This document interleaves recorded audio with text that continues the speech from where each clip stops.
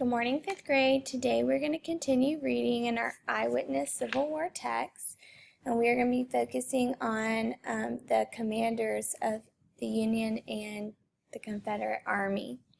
But before we get started, we have a quick write. Describe an activity you would like to lead. What would make you a good leader? Press pause to write down your answer and play when you're ready for the focus question. We want to know the main idea of the text, and we also want to know how do leaders become great? And our vocabulary words for today are reputation and cavalry. Reputation is what other people believe about you, and so you could draw a line to this picture. That's someone rating someone else. And the second word is cavalry, and that refers to soldiers that rode on horseback. Draw lines to the pictures and turn the page. We're going to be focusing on the passage Great Commanders, so silently turn to that in your text and get ready to follow along. The first thing we're going to do is ask a how or why question about the titles to help us find the main idea. And so we would say, why were commanders considered great? Press pause to write down your answer and play when you're ready for the reading. And we're going to get started at some of the best. Make sure you're underlining the answers to your why question. Why were commanders considered great? Some of the best-known soldiers and sailors in U.S. history earned their reputations in the Civil War. Philip Sheridan, a Union cavalry general, became known for several Civil War victories. Many Southern commanders, such as Robert E. Lee and Joseph E. Johnston, gave up powerful positions in the U.S. Armed Forces to serve the Confederacy. Others found opportunity. Ulysses S. Grant was a poor store clerk before the war. The conflict gave him a chance to show that he could be a leader. All right, and so I underlined the part about how soldiers and sailors earned their reputation in the Civil War, and the part about how people became known because of their victories. And I'm going to combine those into my main idea and write it down in box 1.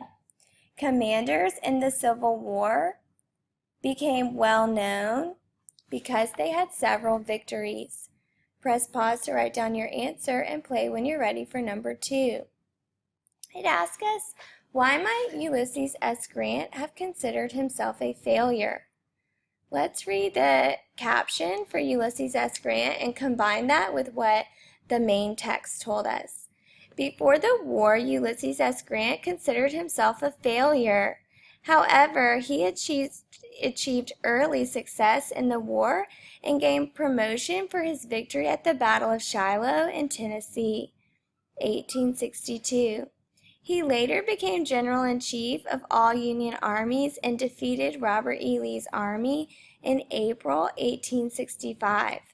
His fame helped him win the U.S. presidency in 1868. And so it asks us, why might he have considered himself a failure? Well, our text says that he did consider himself a failure and that he was a poor store clerk before the war. So in box 2, we would write, Ulysses S. Grant considered himself a failure because he was a poor store clerk before the war.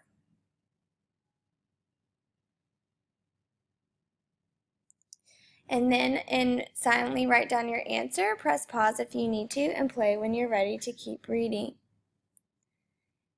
The second part says, how was he able to win the presidency in 1868? And this caption tells us about all of the victories that Ulysses S. Grant had, and he even became the commander-in-chief of the Union Army, or the general-in-chief, of the Union Army. And so because he won all of these battles, People knew his name, people trusted him, and that's how he was able to win the presidency in 1868. So in the second part of box 2, we would write down, he was able to win the presidency because he became a famous general in the Civil War. Press pause to write down your answer and play when you're ready for number 3. And we're going to go to the picture and caption about Robert E. Lee. So this is Robert E. Lee, and this is the caption about him on the next page. Let's read. Robert E. Lee was the son of Revolutionary War hero Harry Lee. Nationally known for his 1859 capture of abolitionist fanatic John Brown, he turned down an offer to lead the Union's largest army in 1861 and instead remained loyal to his home state of Virginia. And so it asks us, how did Robert E. Lee become famous?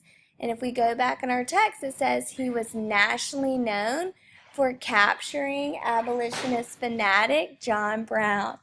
So in box 3, you would write down Robert E. Lee became famous because he captured fanatic abolitionist John Brown.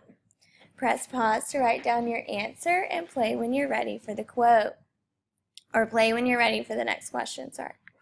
It says, based on Robert E. Lee's previous achievements, why do you think he turned down the job to lead the Union's largest army?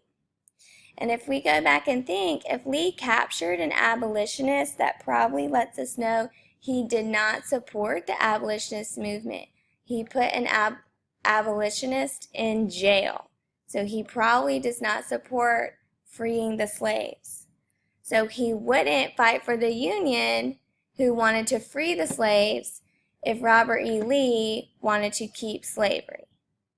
So in 3B, we would write down, if Lee captured an abolitionist, he most likely did not support the abolitionist movement.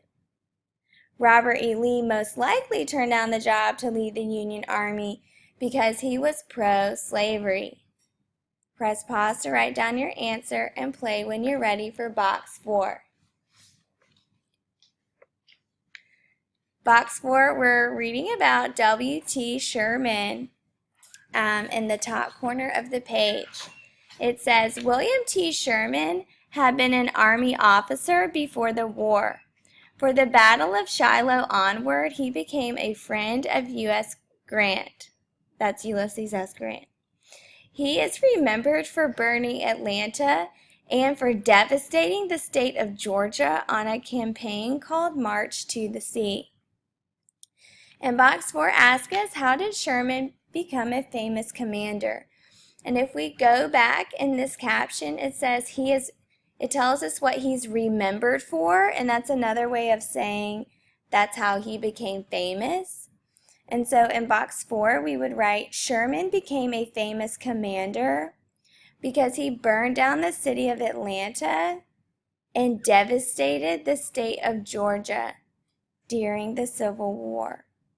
Press pause to write down your answer and play when you're ready for the next part. What do these actions reveal about his leadership style? And if someone is just burning down like innocent families' homes, he wasn't even like fighting soldiers. He was fighting civilians. He was just like burning down people in the South's homes. We would say that he's like pretty ruthless. He doesn't have a lot of compassion, almost like cruel. And so in the last part of box 4, I would write, these actions revealed that he is a ruthless leader. Press pause to write down your answer and play when you're ready for the paragraph. It says, how did commanders become great? And so you could use your main idea as your topic sentence, and then you could write about Ulysses S. Grant, Robert E. Lee, or W.T. Sherman and give a quote from the text.